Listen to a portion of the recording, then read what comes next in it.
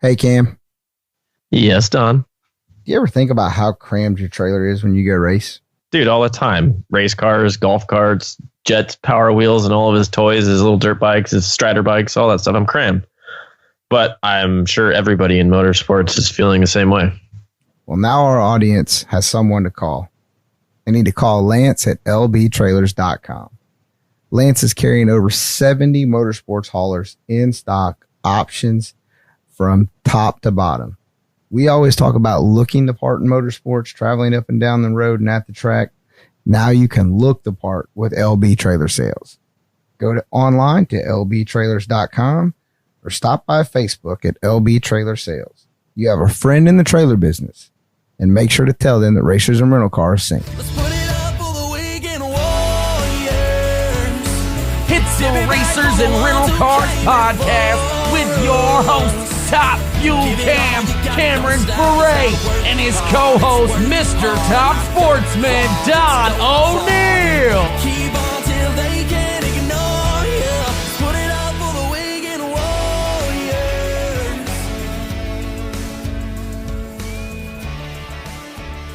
Thank you for downloading today's episode of the Racers and Rental Cars podcast, brought to you in part by MotionRaceworks.com. Stop by Motion Raceworks for all your high-performance needs. If you need to go fast, visit MotionRaceworks.com today. What's up, West Coast Cam? What's happening? I'll tell you what's not happening, and that's sports, baby. There is not a damn thing going on in this world right now. Unless you're a, the cornhole tournament guy. You can be a professional cornhole guy right now. Is that right? Because you got your social distancing at 6 feet? I guess. I don't know. It was on ESPN or something I saw. I don't know if it was a joke or what, but I heard there's like a championship for it. It's kind of silly, but kind of cool at the same time. The best thing is the 2017 freaking spelling bee was on the damn ESPN the other day. Not only was it a spelling bee, but it was the 2017 spelling bee. I like that. So all those kids, that's excellent. All those kids can go back and misspelling those words again. Hey, somebody's got to get their English homework done.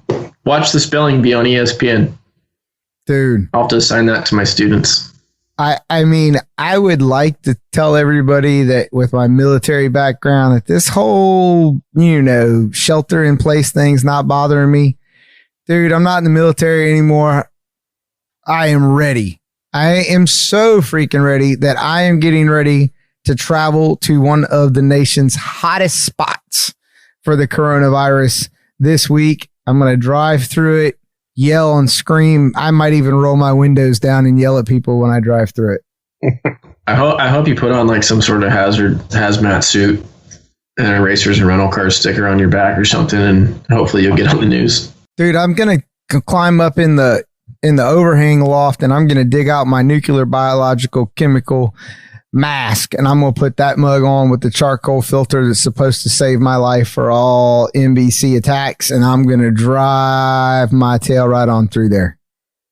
Yeah. Hey, man, everybody thought Brendan Fraser was crazy for digging a hole in his backyard and building some bomb shelter, but I'm thinking about it.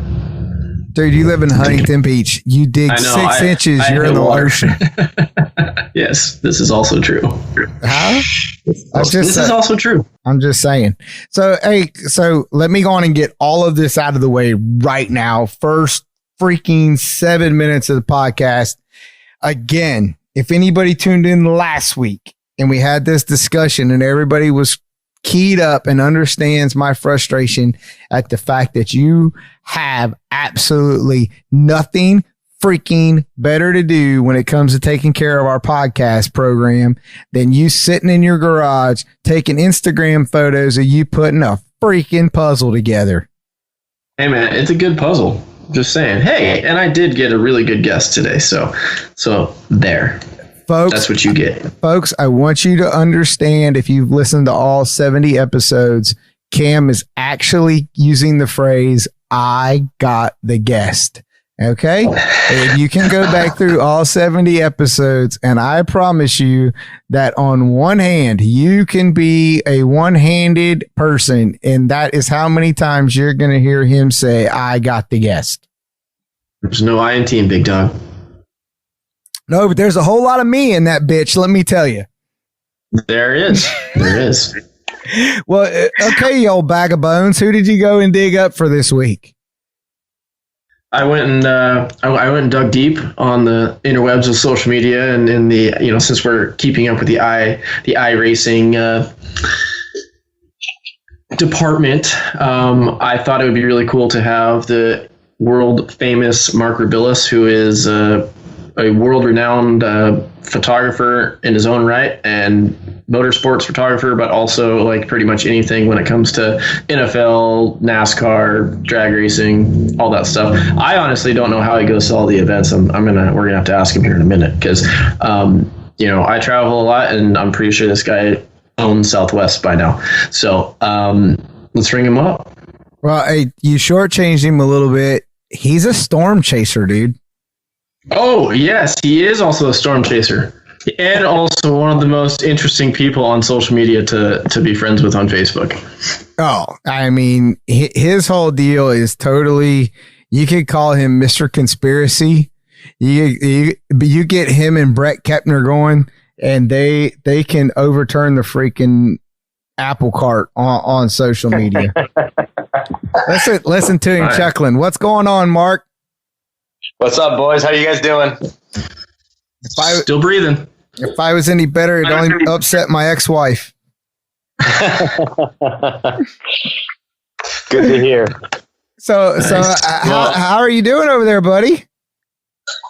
Good. I'm just trying to stay busy when I have absolutely nothing going on.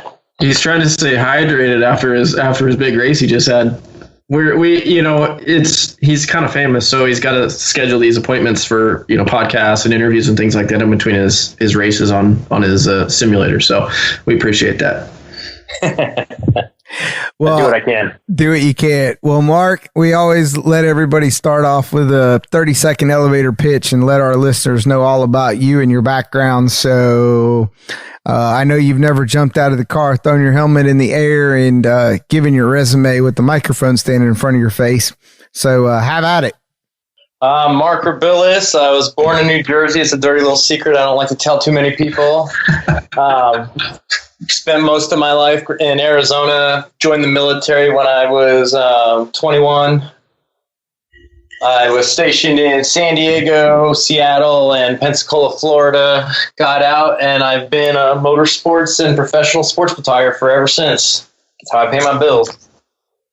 How did that go? How did you go from the military? You just always loved photography, and what made you pick motorsports instead of like weddings? And I mean, I'm sure you do stuff like that too, but like what made you just say, yep, I'm going to be a drag racing photographer? Was there a void, or you just said? Well, I grew up. My dad did a lot of drag racing photography, so okay. I would spend my summers in New Jersey, going to Englishtown and Atco all the time, and sitting in the grandstand for the camera while he was on the starting line. So I'm a student of the sport. I've been around it for a while. The biggest break I took from the sport was my 4.5 years in the military, but now I'm back.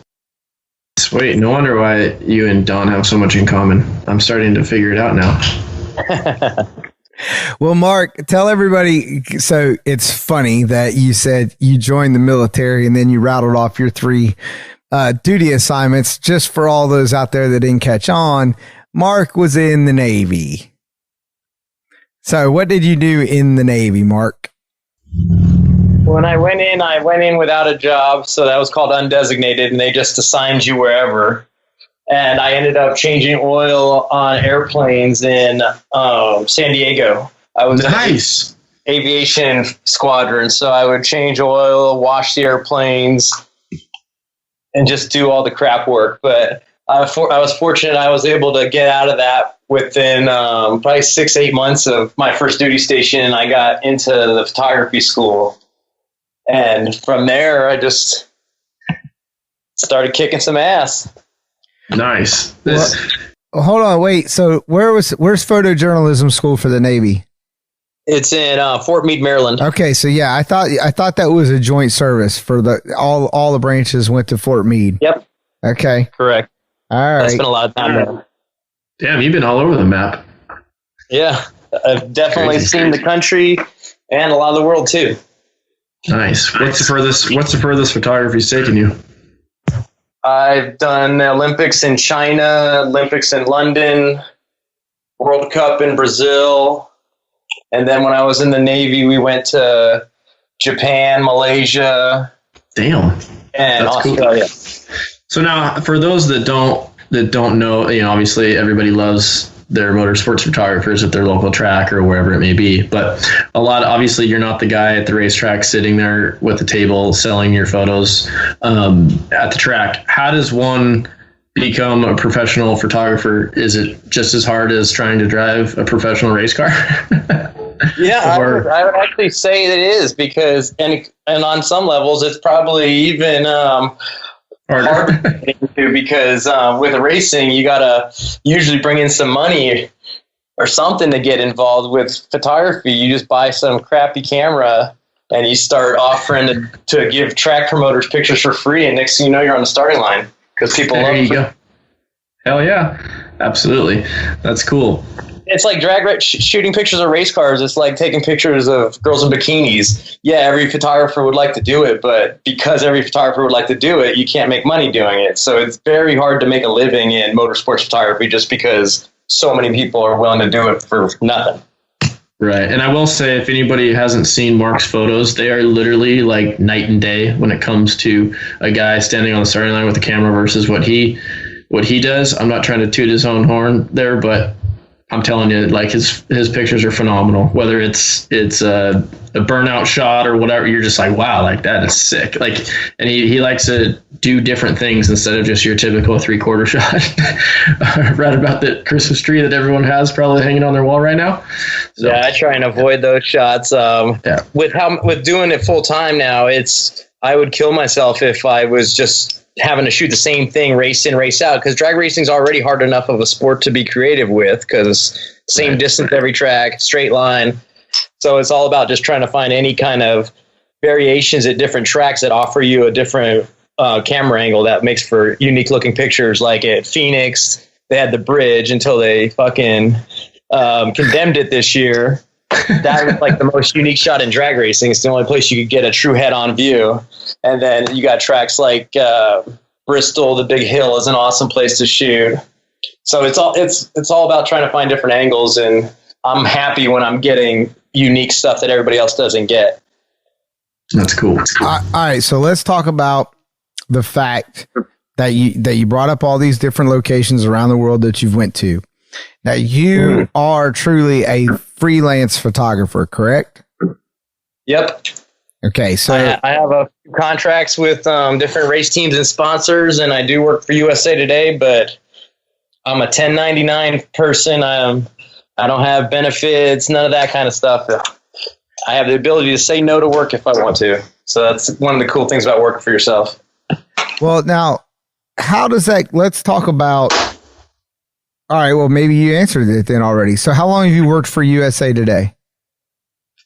I started working with a sports agency. It used to be called US Press Wire back in 2005 when I was still in the Navy in Seattle.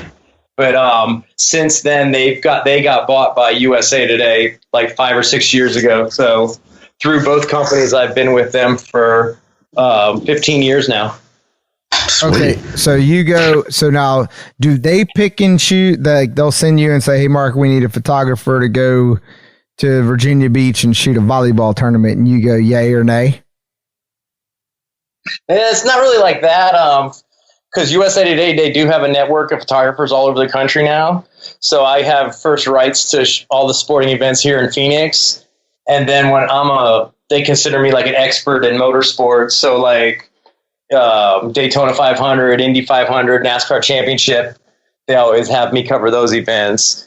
And then they also like my football photography. So I do a ton of NFL stuff, especially playoffs. And I've done the last 12 Super Bowls. So that's been pretty damn cool. That's badass. So you get what you would consider a consistent workflow, right? Oh yeah, because especially living in Phoenix, like you have all 4 pro sports, and even in like the wintertime, you have a bunch of bowl games here. It's a sports destination because of the weather and all the hotel infrastructure. So I can stay as busy as I want out here doing sports. Okay. I guess when we have. that's where I was going. Okay. So now we don't have any sports and you're a photographer. Is USA Today calling you up and saying, hey, do you want to go shoot a press conference for the governor of the state of Arizona for the coronavirus? Or, I mean, Well, because unfortunately, USA Today is owned by a company called Gannett, and Gannett also owns the newspaper here in Phoenix, the Arizona Republic. So they get all their news stuff from their photographers that they're already paying a salary. So I kind of get screwed on that. They've asked me to pitch them ideas of shoots and stuff, but individual shoots like that are very low paying, and I really sounds too much like work for no money. Yeah, I just want to like, at least when I'm shooting sports, like I'm having fun and I'm getting images that like have. Yeah, you're at the damn Super Bowl. Yeah, but like doing those events like the Super Bowl really doesn't pay that much money, but for what it is, it's still great, and I own all my images. That's what's most important to me.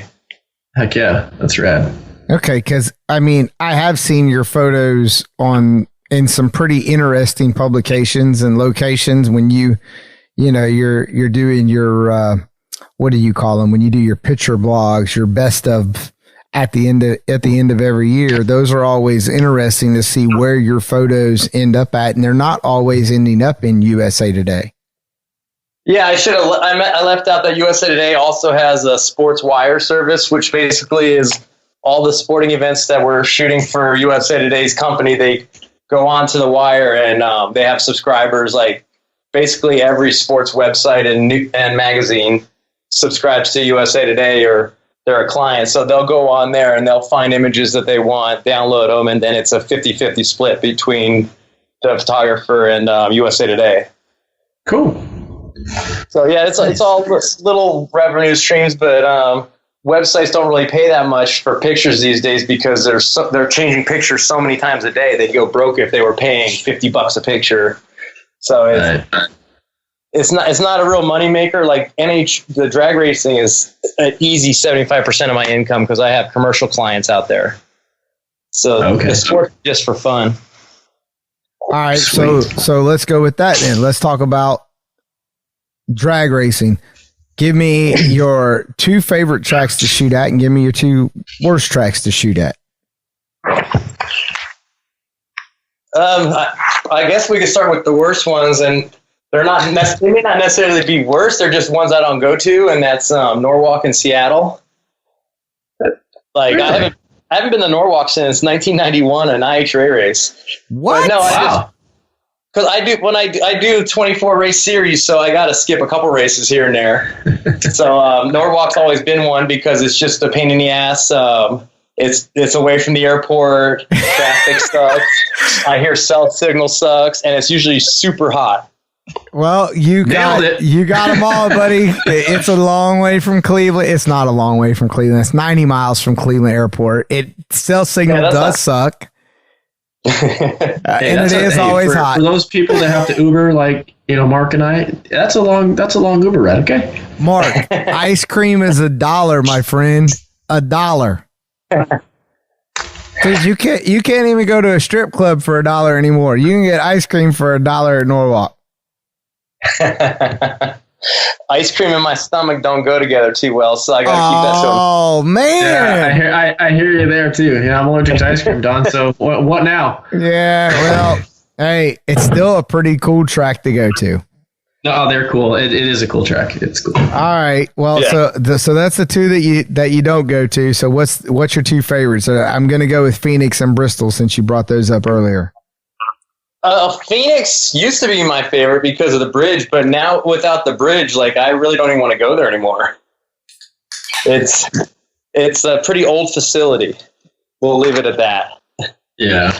I really like Pomona just because the history of that track, and it's got really good light.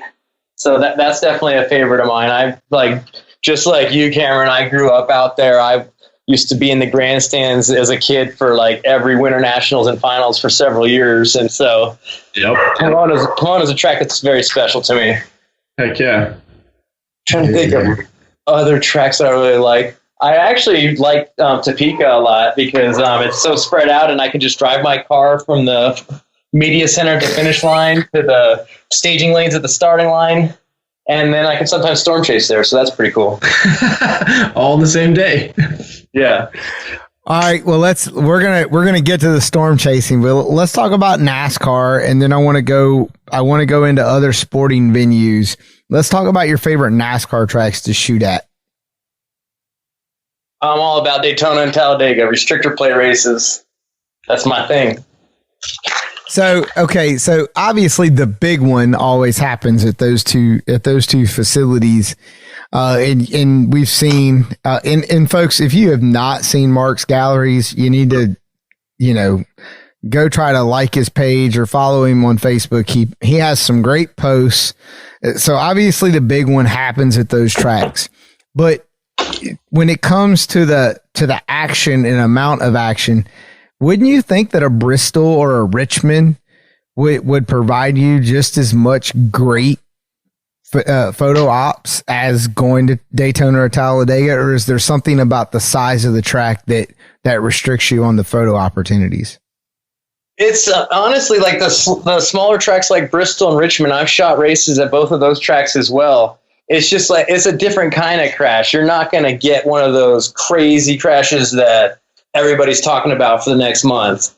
You're going to get somebody getting spun out into the wall and then maybe a fight. I've actually never done a good racing fight before.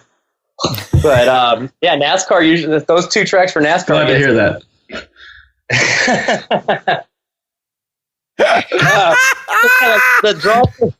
The draw for Daytona and Talladega is they're going fast enough where the cars can go airborne, and that's what really makes for some wild ass pictures. So, but it can be shit. Like when I left the Daytona 500 a couple months ago, I left shaking, thinking I had just shot somebody dying. So, but fortunately, Ryan Newman was okay, and those cars it's crazy how safe they've made those cars. What I think is bizarre about, not only you, but, most good photographers, it's like you always seem to get the shot. And that's insane to me. So like when you're at a NASCAR event or like obviously the drag race, you have a little bit of a break, but like when you're at a NASCAR event shooting, are you just like on the trigger the whole time, just hoping you get something? Or, do you have something that just intuition, like just something that sparks you? Oh, something's going to happen. Or like, how do you learn what to look for? Like, yeah. At Daytona and Talladega, when they're running 3-4 wide, that's when you can see when stuff is going to start developing. Right. The stuff where it's really hard is like IndyCar races, because like I do the Indy 500 every year, and it's crazy how fast those cars are going around a turn, and they can just crash by themselves out of nowhere because they're just so on the edge. Right. So that's a hard thing. I always have a radio headset on for everything I shoot, even like drag racing. I'm sure you guys see me out there with the headset. And I'm always have like the PA on so I can hear what's going on. And with drag racing, you have a 50% chance of being on the right car if something's happening. But with stuff like IndyCar and NASCAR, that's where you got to have your head on a swivel and really be looking all around to see what's going on. So when Daytona happened, you did post a couple photos. Obviously, it was weeks after. Where were you at in relationship? Because let's see. So I'm trying to remember. Ryan ended up, when he came across the start finish line, he ended up basically at the end of pit road going into, I'm going to say the beginning of the corner of turn one. Where were you in relationship to where that actually started? Because if I'm not mistaken, on TV, it looked like it started coming out of turn 4 into the front stretch. Yeah, it was probably about 400 yards before the finish line is when it happened. And it sucks because I have a really big lens I'm using up there. I'm on the roof of the tri-oval looking straight down on the start finish line from like 11 or 12 stories up. Okay. So I have a hell of a view. But when you're up there on a 2.5 mile track, you got to have a real big lens for when stuff's far away. But then where you get screwed is when it happens right in front of you. So there's like a 2% area of the track where I'm caught with my pants down when a crash happens. And that was kind of the situation with that. And so I was in the process of switching from my big camera to my wider angle camera because that was the last lap and I was going to get a picture of the winner taking the checkered flag. But anytime I see a car upside down, I don't care about anything else. I'm following that car. So I shot the whole thing and the scene looked very grim. I've seen some fatalities before, and the way everybody was acting, I would have bet all my money that he was dead. It was crazy. That's wild. So how quickly, let's talk about that from that standpoint. So how quickly were you downloading your camera and looking at photos after that incident that night? I mean, because you're not typically a stick around guy. You typically finish an event and you're gone. Yeah, when I'm doing an event like that for USA Today, though, I'm on deadline, so I have to make sure I get images sent out. So I shot that crash, but then even as rescue was working on getting to him and stuff, I had to focus on the victory lane and cover that because I have an angle from up high. I'll be the first person for USA Today to get the picture out because everybody else has to go from winner's circle and run back to the media room. I'm on the roof with my laptop set up right next to me. So I shoot the winner's circle, him climbing out of the car and celebrating, but the whole time I keep going back and looking and seeing what's going on with Newman. But working for USA Today, I had to send even the Newman stuff. I may not have posted it on my own social media for a while, but I had to send it to USA Today right away. Like, they're paying me to cover the stuff. It's not I don't make the decision on what I send. So I had all those images off to them. And then by the time I got out of the track, it was probably less than an hour after the race. And then I hauled ass to my hotel in Orlando and finished up my edit and just kept listening to the press conferences, waiting to hear some news. That brings up insane. Yeah, hold on. That brings up something. I guess it's probably ignorant of me to never have thought about this. So you shoot the photos, you then send them to an individual or a database in, at this point, your client, USA Today.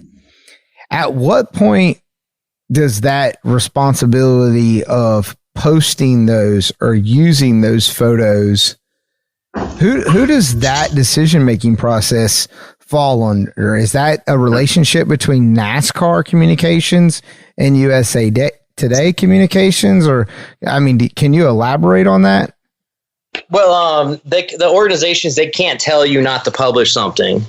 Like with media, that it doesn't work that way. They can threaten you and scare you and all that. Now, I'm in a unique situation because with NHRA, I'm also working for teams and sponsors. So that creates a bit of a issue for me in the event of, like, if it's a client of mine that has a bad crash, I have to be very sensitive of that kind of a situation. But I'm also the kind of person, I would never post a picture or send a picture to USA Today of a body, something like gruesome or anything like that.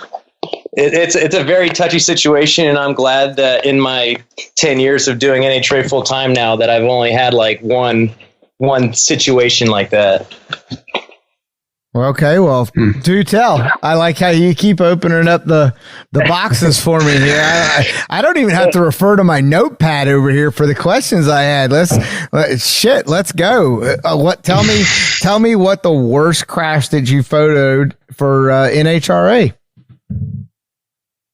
I guess it was in 2010 when Antron Brown's tire came off and went into the crowd and killed a lady. Like that was actually before I was working for Toyota, who Antron drives for.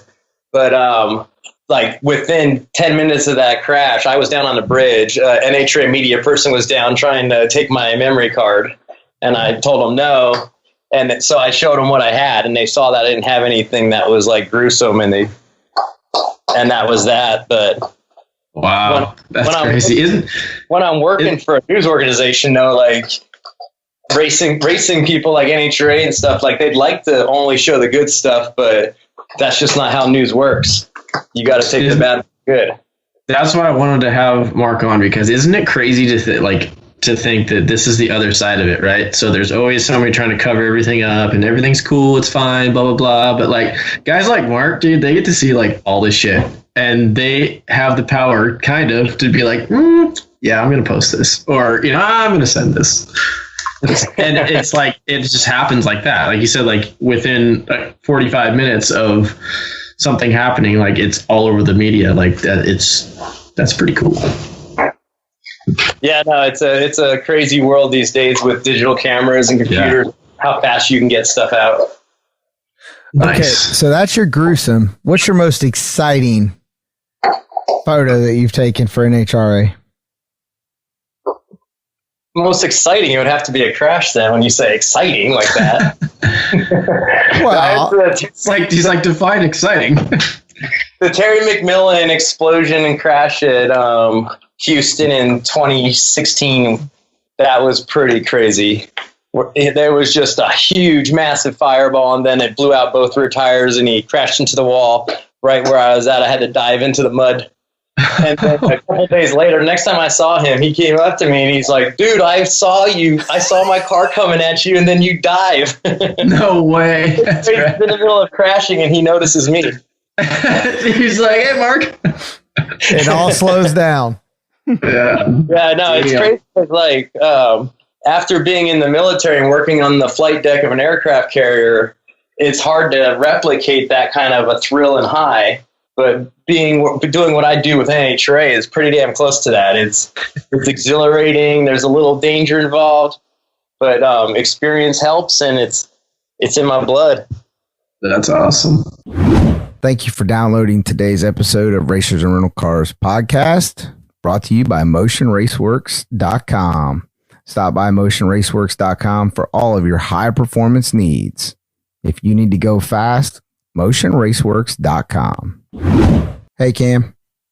Yes, Don. Do you ever think about how crammed your trailer is when you go race? Dude, all the time. Race cars, golf carts, Jets, Power Wheels, and all of his toys, his little dirt bikes, his strider bikes, all that stuff. I'm crammed. But I'm sure everybody in motorsports is feeling the same way. Well, now our audience has someone to call. They need to call Lance at lbtrailers.com. Lance is carrying over 70 motorsports haulers in stock, options from top to bottom. We always talk about looking the part in motorsports, traveling up and down the road and at the track. Now you can look the part with LB Trailer Sales. Go online to lbtrailers.com or stop by Facebook at LB Trailer Sales. You have a friend in the trailer business, and make sure to tell them that Racers and Rental Cars sent you. So have you photographed a blowover? Yeah, I've photographed more than most people, probably. I photographed two in the 90s in 2 weeks apart. 1991, Gary Ormsby in Phoenix testing, and then Russ Collins in Pomona. Nice. Oh, wow. I forgot about Russ Collins. I was graduating high school. Yeah, no, that was a good one. And then I shot Randy Parks' top fuel blowover in Phoenix in 2000, maybe 99. And then a couple, 2 years ago in Topeka, Steve Collier's alcohol blowover. I thought that you photographed Steve's deal. I thought you did. And that was crazy. I was in the staging lanes shooting driver pictures like 5 minutes before that crash, but because it's so easy to get around there, I got in my car and I went to the top end. I wasn't even going down there to shoot alcohol. I just wanted to check the track conditions for photography to see if it was going to be good. Because when you're as far down the track as I am past the finish line, heat waves are a big concern, and heat waves look like shit with photos. In video, it looks cool. It looks like waves going across. In photo, it looks like pictures out of it. Yeah. Yeah, so I went down there just to check and see what the conditions were like, and the conditions were good. Yeah. Dang. God, I remember. And I've shot countless boat blowovers. So I used to do a lot of drag boat and unlimited hydroplane races with my dad. So blowovers have always intrigued me. It's such a crazy looking incident. Absolutely. That's crazy. All right, so let's talk about other sports. So, all right. I mean, for me, your most famous is Bill Belichick. I can't stand Bill Belichick, and I still think that's funny. But so I want to hear from you what your most, and it cannot be the locker room photos that you do for the baseball teams during spring training, which how you turn a freaking locker room bathroom into a professional studio to shoot player photos is beyond me, but you do a really good job of it. So I don't want to hear about those. I want to hear about what your most famous encounter is with an athlete outside of motorsports. It would probably have to be the Belichick deal. It's not often that you get shoved by the greatest NFL coach in history.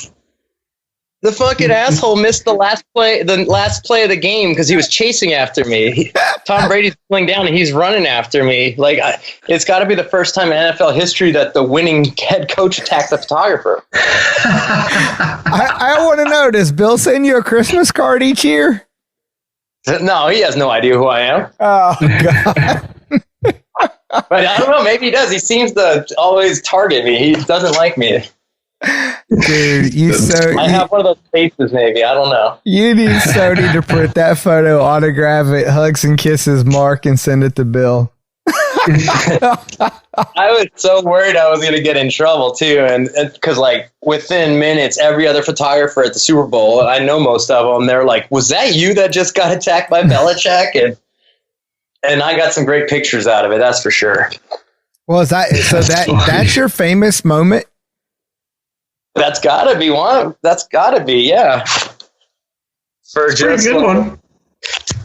Like if you go, like if someone's like tell somebody a story that nobody else could tell, like that's got to be pretty damn high up there. I mean, dude, getting shoved by Bill Belichick. I mean, dude, like on the sidelines with the Super Bowl, like it's why not like he's it winning.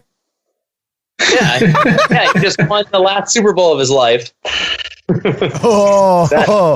say that now, don't we? We say that now, don't we? No, and like he honestly got in my head after that. Like if I would, I haven't shot him since, but if I would have had to deal with him at another Super Bowl, it would have affected how I reacted. I would have been more timid, and that would have sucked. So I'm glad Tom Brady and everybody left. You're just happy because the weather will be nice in Tampa. Well, I plan to go. They have a game in Las Vegas. The schedule's not out yet, and who knows if we'll even have football. But I'm going to try my hardest to get him in a Buccaneers uniform this season because I have all these pictures of him in his career in a Patriots uniform, and I'd be pissed if I didn't get him in that Bucs uniform. Nice. Well, that's a good segue into, that we've actually been talking for quite a long time already. But my final question to you is, since I had mentioned that, Mark has all these revelations that he comes up with, what is your take, in your personal opinion? Now, nobody will take this to heart. When we will get back to action. I've kept hearing that like NHRA absolutely would not race without fans, and because I think it's going to be several months before we have fans in the stands at an NHRA national event. I heard that too. But now I heard some rumors that NHRA is looking at maybe doing a couple races without fans, and they're possibly looking at midweek race, which really surprised me. But that's all stuff that I think the sport needs to be looking at. Like even before this deal, we were on the verge of, at some races, we should have been having 8-car fields. And I feel that's something that will happen after this, because economically, a lot of people, even if the country opens up tomorrow, a lot of people aren't going to recover in some industries. So I think the sports landscape could look different moving forward. So I think they absolutely need to be looking at 2-day shows, midweek stuff. Like, try different stuff. This season's kind of like... Yeah, now's your chance. That's what we were talking about the other day. Like, if you're going to try something, now would be the time. I really hope the 2-day thing, in my opinion, I really hope that is a good thing, it turns out, because, let's be honest, a lot of the people that are out in the NHRA world, they also have businesses and jobs and things like that, and as do I. So it'll make it a lot easier on me and time-wise to have an extra day to travel.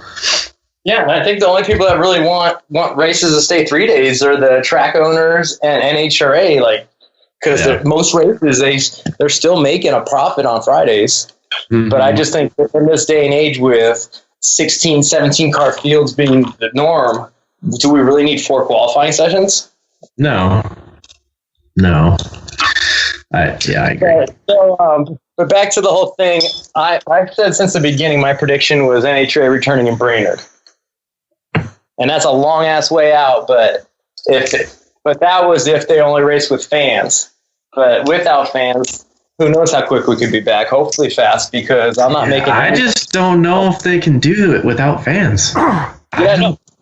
No, they would have to be doing it as like a goodwill thing to be helping the teams who have sponsors and stuff. Because NHRA would definitely take a bath on the deal. Absolutely. But you have all these other organizations that are going to be back racing. Like, we've already gotten our ass kicked in NHRA by not having a video game. All these other people are capitalizing on a game, staying relevant, and NHRA has nothing like that. So we're already behind on that. We don't want to be behind when everybody else is racing except for us. Yeah, that's going to be tough. I actually was having a conversation the other day with an executive, and we were talking about a conference call, and he said, it's funny that you guys are you guys are like the kings of speed. That's what NHRA taunts themselves with, the top fuel cars, 330 miles an hour. He goes, however, you have a horrible TV contract. He goes, and you don't have a sim game. He goes, now we may not be the fastest. He goes, but we have a sim game. He goes, and we still, they still had like a 1.3 or something like that. 1.3 million people watched on Fox for a sim race or for iRacing the other day. He goes, how can you continue to function and not move forward? He goes, you're basically a stagnant motorsports at this moment. He goes, matter of fact, you guys in F1 are about the same. And I started laughing, but at the same time, he's pretty much spot on. Yeah, no, that's an unsustainable sport. Like, it's a boys' club. Rich people. Well, so I don't know, what is the right answer? I mean, obviously, the state of Florida, the governor's already said, hey, go ahead, come back, NASCAR, come back. Obviously, North Carolina, the governor's been getting petitioned for the last 2.5, 3 weeks of running an event at Charlotte. But again, I don't know how we can run national events without fans, just based on the TV time. The metrics of it is what kind of baffles me a little bit on how we can, derive the numbers, if you will, the boardroom numbers to come up with. I just don't know. It's a struggle. I'm for the whole midweek shows, and we've all talked about resets and so forth. I mean, I don't think there's anything wrong with us going back to some, Chicago style, match racing type setups, if you will, to be able to give back and build the communities back up in the local and regional racetracks. Because I don't think you're going to get 40,000 people that's going to pile into Summit Motorsports Park in the middle of June. It doesn't matter if the owner opens it up. A lot of people aren't going to be down with that. Nope. Heck no, people don't want to go to the grocery store, let alone go sit with 40,000 other people coughing and sneezing on them. And if I have one more person in the grocery store tell me I'm going the wrong way down a freaking aisle, I'm like, are you kidding me, lady? You would be that guy, Don. You would be that guy. I've been in the grocery store in a month. It's been great. You haven't been? I did my panic shopping when this all went down. I did 3 trips. I never go grocery shopping. I eat every meal out. So, but I got 3 weeks worth of food, but I'm not going to use it until I need to. So I've still been getting to-go meals everywhere. There you go. I was going to say, to-go vodka Sprite, so it's good stuff. I was going to say, who's cooking over there? You or the wife? No, my wife, she's a great cook, but I just I have a routine, and we always go out for meals, and I usually have my laptop with me editing sports pictures. Right. And I found during the whole pandemic, I can't edit pictures sitting at home. It's too boring. I want to be sitting at a sports bar, having a drink, watching live sports. So that's been kind of shitty. But we might be opening some stuff up next month. We'll see. Arizona hasn't been hit too terribly hard so far. Yeah, hopefully it'll all turn around. But yeah, we greatly appreciate you coming on the show and getting to talk a little inner and outer of the photography world. This is it's been really cool to see not necessarily see, but hear the guy behind the lens. So, well, good stuff, guys. Well, hold on, Mark. You got to tell everybody where do our listeners, because I want more people to see and be involved in the conversations and conspiracy theories and see the great photography work and storm tracking that you do across all the major sporting events. Where does everyone go and follow Mark at? On Instagram and Twitter at Rebilas Photo. I'm pretty much, Instagram's where I post most of my stuff, but ever since this whole pandemic's been going on, I haven't been taking pictures, and I've been too lazy to post old stuff. But my Instagram's usually where it's at. And then Facebook, just search Mark Rebilas or Mark Rebilas Photography. Send me a friend request. And you could to see some of my pictures, you can go to nhraphotos.com. There you go. And for any of you out there that are looking to sign a photographer to provide you photos for your race team as you're in and out and about the NHRA world, make sure that you look up Mark. But I'm pretty sure if you're in the NHRA world, you know who Mark is. And if you don't, I'm going to venture to say that you've probably been living under a rock, and this coronavirus didn't do anything except help you. Nonetheless, Mark, my friend, veteran to veteran, always a pleasure. Thank you for coming on the show. Get back to iRacing. I'll be looking forward to some new crashes in my social media feed soon. You got it, buddy. Hey, stay safe, Mark. Talk soon. All right, thanks Cameron. See you guys. Later. Take care. Later. Cam, I always enjoy it. Mark's good. He cracks me up sometimes. He'll send messages, or I'll comment, and he's got, the one thing we didn't talk about was his hashtag. He is a hashtag master when it comes to Facebook and Instagram. It's always veterans starts out is his hashtag. And, I love it. I love it. And, he's a great dude. Yeah, he's a cool cat, and we've said it multiple times, but definitely check out his photography and stuff. You will not be disappointed. Not a chance at all. You will not be disappointed. So Cam, it's pretty rough right now. I'm not real sure what to think. I'm over here. I'm going through the motions. I got a checklist. I got a calendar. I got told today to take my calendar and shred it. That's probably a good idea. This is really bad, but I went over to my parents' house for a little bit today with Jet, and I actually legitimately didn't know what day it was. Well, you got serious issues for that, but nonetheless, I thought it was Saturday. For real. No, I am, dude, I'm really concerned. And I mean, from the standpoint, we've got people out here, businesses, marketing companies, we're all just dying to get back after it. But at the same time, it's like people are living in fear. Some of the things that I'm hearing or I read, I kid you not, at one point today, after the person told me to shred my calendar, something popped up in my Twitter feed, and I just had to throw my phone down and walk away from it for like 4 hours. I just did not want to listen or read any more of the nonsense. And I don't know. It's like I'm getting down on humanity. I think that's really what it is. When you got Fortune 500 companies out here taking bailouts from small businesses and, hashtag Ruth Chris Steakhouse. If any of our listeners ever step foot in a Ruth Chris Steakhouse, not that you really care that you're dead to me, but seriously, you're dead to me. I just, but huge shout out to, what is it? The Shake Shack. How about their crisis management PR department? Somebody in the boardroom said, hey, let's give this $10 million back so some businesses can use it. High five to you, dude.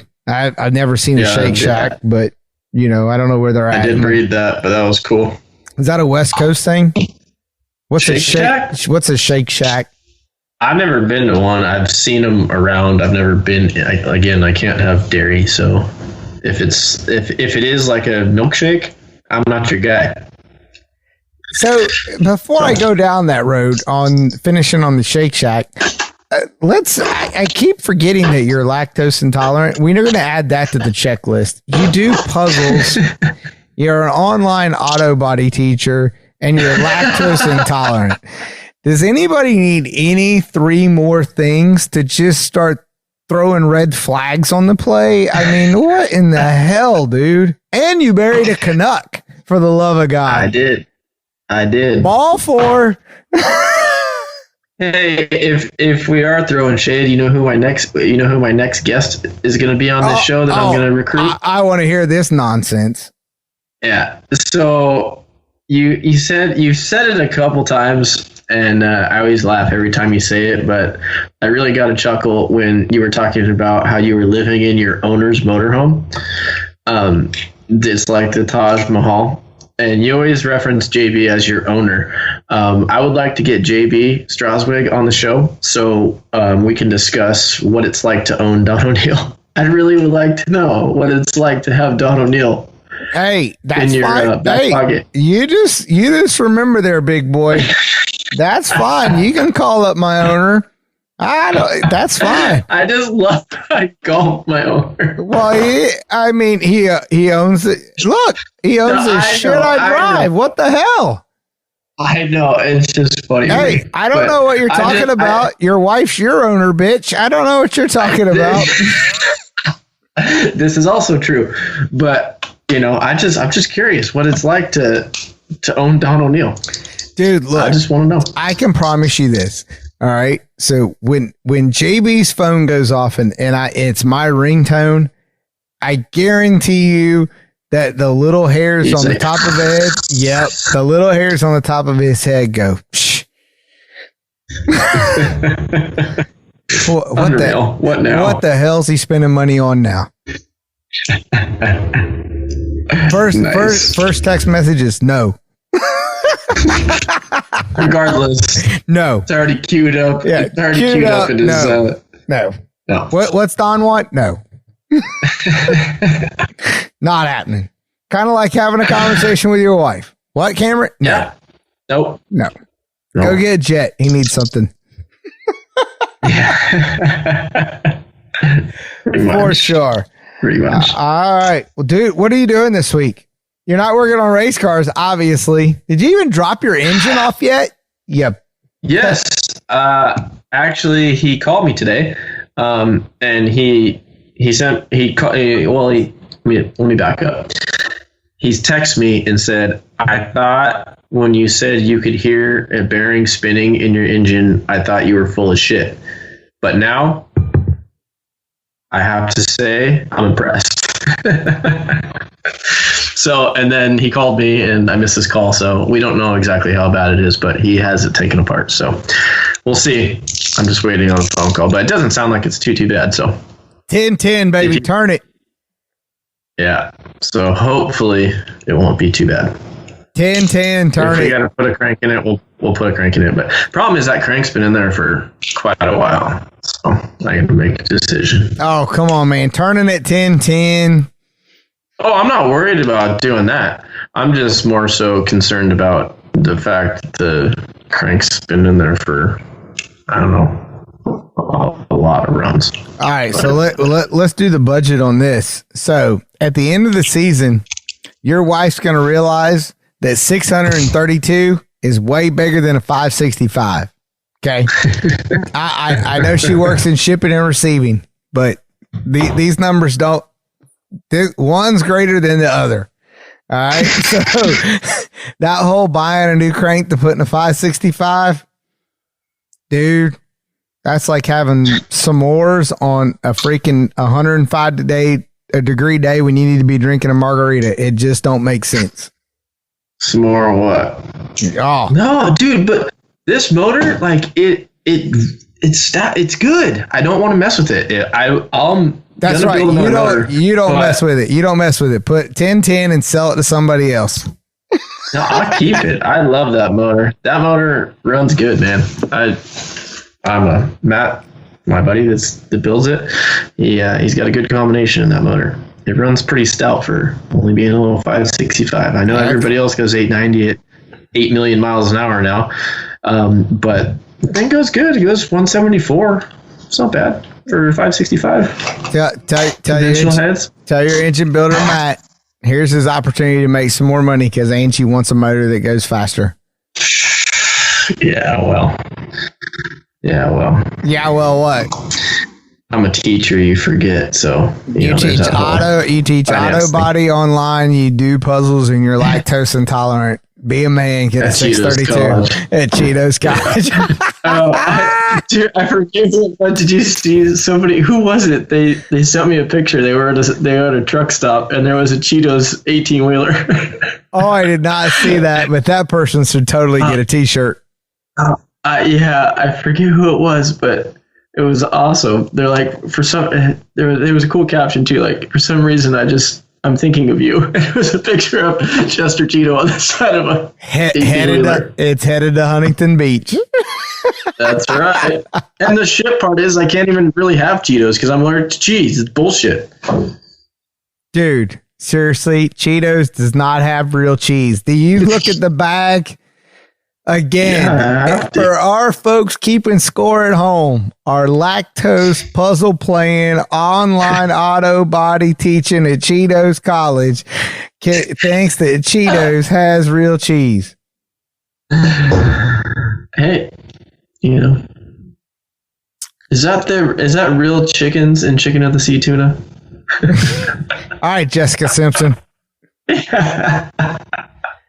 Yes, everybody knows that meme. Oh, man. All right, well, look, I got to give quick belateds by the time this drops. Happy belated birthday to one of our sponsors, Doug Cook, motionraceworks.com. If you're not following Motion Raceworks and what he's doing over on Instagram and Facebook, I don't know what to tell you. It was a pretty moving story this week. 4 years ago, he walked out of a great paying job and set off in his own direction, which is now Motion Raceworks. So go over, give Doug and his team a shout out. And again, huge thank you to all the folks this week. I saw Lance at LB Trailers had like 4 people show up over the weekend, traveled from all over the country buying trailers. So kudos to that. Thank you very much, guys, for supporting LB Trailer Sales. And Cam, dude, if you don't hear from me next week, it's because I died from the coronavirus in the big town of Chicago. Joe O, I'm coming to see you, brother. We're going on the Hub Dyno this weekend. I am so pumped. Oh my God, I'm pumped. Nice. Well, I hope to see a TikTok video of you going from your fire suit to your hazmat suit. Oh, no, I'm wearing I am wearing my Dash 50. Wait a minute. Did you see my video of me wearing my helmet to go to Zaxby's the other day? Yeah, I did. Dude, I cannot wait to get my fire suit on and climb in the car at Hyperactive and spin some wheels, man, on Friday. It's going to be my Make Noise Friday. Is that like sitting in your car all suited up making race car noises, but the wheels are actually spinning? Dude, we're going to be making some serious race car noises. Make Noise Friday is going to be legit this week. So if you missed out on it, tune back in. If this is Saturday and you're listening, Tune back into Friday on my social media feed. You're going to see Make Noise Friday, and it's going to be large. Large, my friend, large. Oh, God. Cam. This is falling off the rails quickly. It's falling off. Cam, take us home. Listeners, thank you all for coming in. We appreciate you. Stay safe, and a racetrack is in our future. Yes. Hopefully we'll be back in action someday, one day, so that way we can see Don Zoner again and have some cocktails with Don Zoner. And we, just like he said, thanks to Motion Raceworks, LB Trailer Sales, Performance Data Systems, Voice America for the production, and our production crew, Brian and JT. We appreciate you guys still listening, and I know there's a lot of podcasts and things out there these days, and we appreciate all the continued success and support of the show. On that note, see you in the funny pages. Later. See ya.